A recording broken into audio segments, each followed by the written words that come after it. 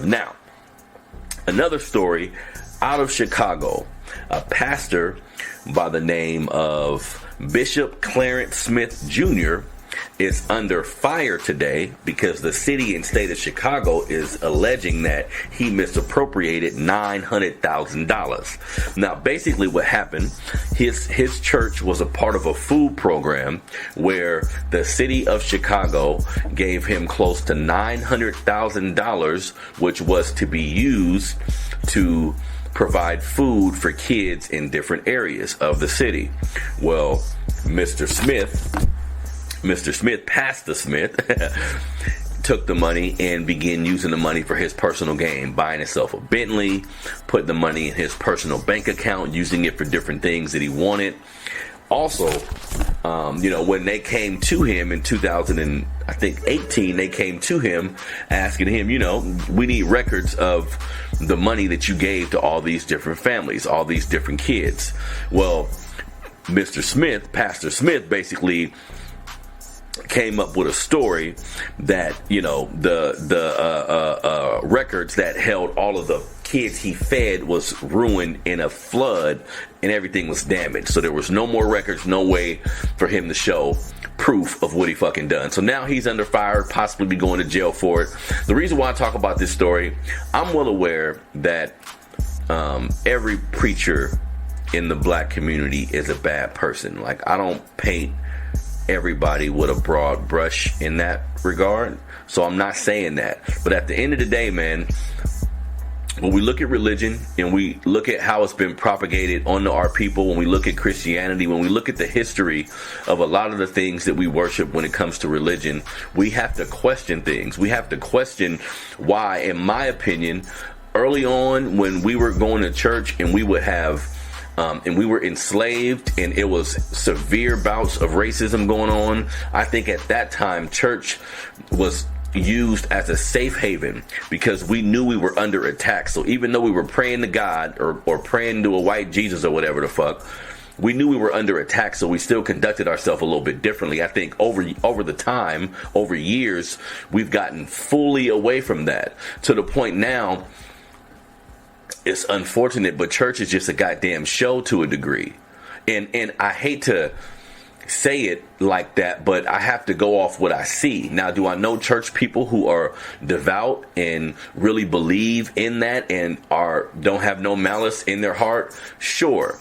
But the majority of the motherfuckers that I come across ain't pure at all. The majority of the people that I come by aren't living what the scripture says, and without doing, in my opinion, the necessary research on how all of these things transpire, man. If you're going to believe in a particular faith, I think you should at least do the due diligence to find out why, to find out if you shouldn't be involved in a different faith. How do you know you're a Christian if you've never read the Torah or never read, other religious books? You feel me?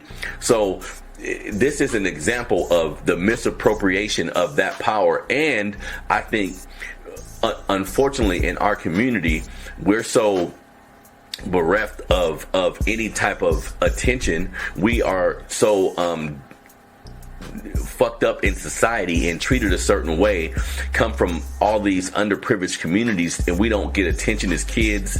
We just have a lot of shit going on in our community that needs to be addressed.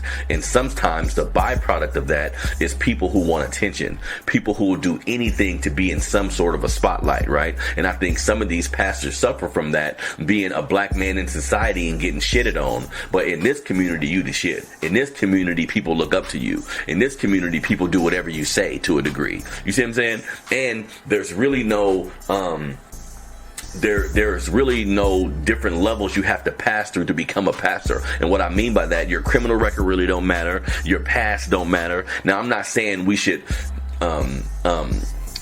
restrict people from doing certain things based on their history. I'm not saying that, but I mean, shit, most jobs you got to do a background check, right? You got to do different things to ensure this person is going to be moral and do things the right way. And because church doesn't require that, because pastoring doesn't require that, in my opinion, we get these pastors who feel they can do whatever the fuck they want to do because nobody's going to question them in the name of God. And we have all these single women going to church, and that just adds to the confusion to a degree.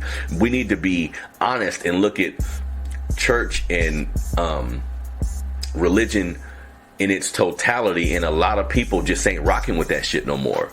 Rightfully so, in my opinion, because of what we've been shown, because of the environment that we've had to witness, and we see what goes on in our community and how things are still the same way. If we look outside of the religious element, just look at society, look at white supremacy, look at racism, look at classism, look at all these things we have to go to.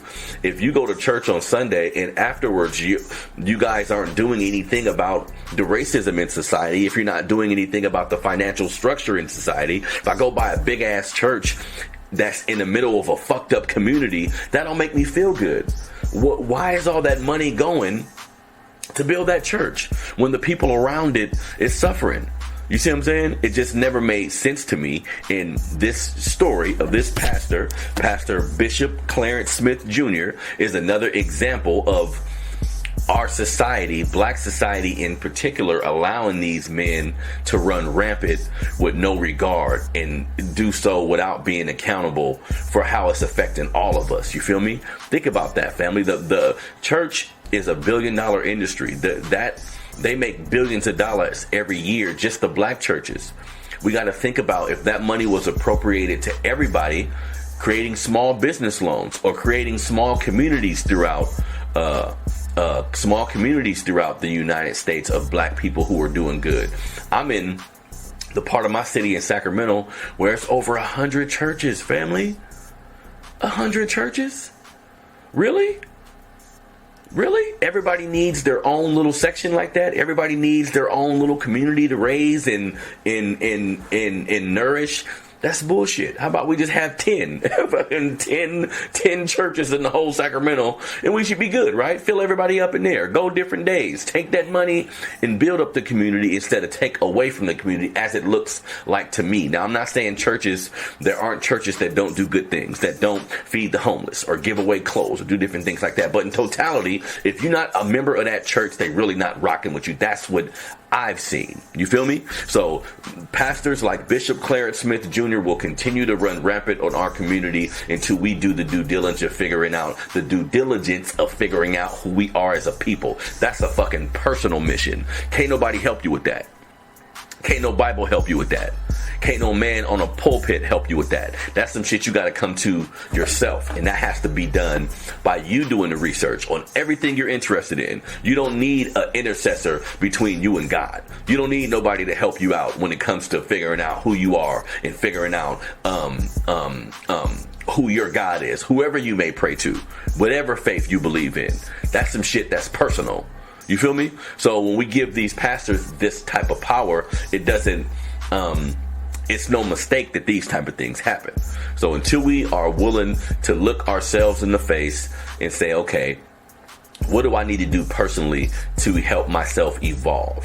What do I need to look at personally to help me get through these things? Because sometimes when things happen bad or good, we place them on God immediately without saying, okay, I mean, of course, there is a higher power, but there is a higher power in me as well.